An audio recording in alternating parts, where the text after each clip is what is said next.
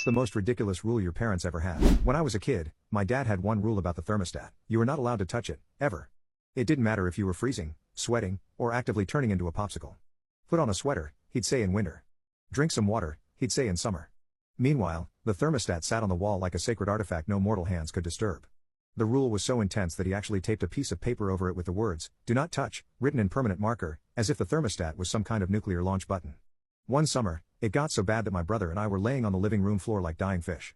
It was over 100 degrees outside. My friend came over and casually said, "Dude, why don't you just turn the AC on?" Like it was that simple. We explained the rule like it was the law of gravity. You can't fight it, you can't even question it. My friend just stared at us like we had grown extra heads. That night, desperate, we came up with a plan. We stacked 2 chairs, climbed up, and adjusted the thermostat exactly 1 degree cooler, just enough to maybe survive the night.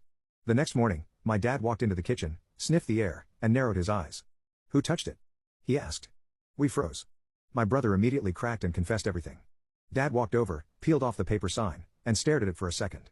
Then he sighed and said, "You know, I don't even remember why I made that rule." Turns out the thermostat had been broken when we first moved in years ago, and he was just paranoid about it ever since. We've been living in self-imposed climate torture for absolutely no reason.